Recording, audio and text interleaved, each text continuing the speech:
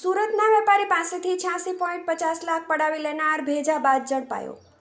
Cryptocurrency આપવાનું કહી આરોપીએ 86.50 લાખ પડાવી લીધા હતા। વડોદરા સુરતના વેપારીને ક્રિપ્ટોકરન્સી આપવાનું કહી 86.50 લાખ રોકડા પડાવી લેનાર વડોદરાના એજન્ટને વડોદરા પોલીસે ઝડપી પાડી સુરત પોલીસને સોંપવાની તજવીજ હાથ ધરી છે।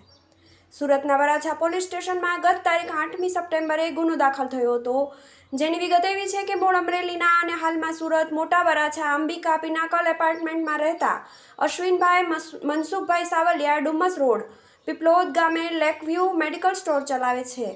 મારા સાઢુભાઈ મહેન્દ્રભાઈએ ક્રિપ્ટોકરન્સીમાં રોકાણ કરશો તો સારું વળતર મળશે તેવું જણાવ્યું હતું। તેમણે રોકાણ માટે જ્યોતિર્વદનની વાત કરી હતી।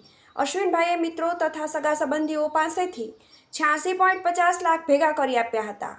આરોપી જ્યોતિર્વદન ઉર્ફે મુન્નાભાઈ ઉર્ફે રવિભાઈ મંગલસિંહ પટેલ રહેવાસી બાલાજી આર્કેડ રિલાયન્સ ફ્રેશન્યુ પર નિઝામપુરાએ પોતાની ઓળખ એજન્ટ તરીકે આપી યુએસડીટી આપવાનું કહી 86.50 લાખ રોકડા પડાવી લીધા હતા।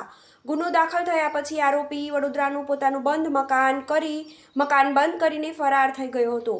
દરમિયાન શહેર પોલીસે મળેલી માહિતીના આધારે જ્યોતિર્વદનને ઝડપી પાડ્યો હતો। સુરત પોલીસને આપી આરોપીને સોંપવાની કાર્યવાહી શહેર પોલીસે હાથ ધરી છે। TV18 news Surat.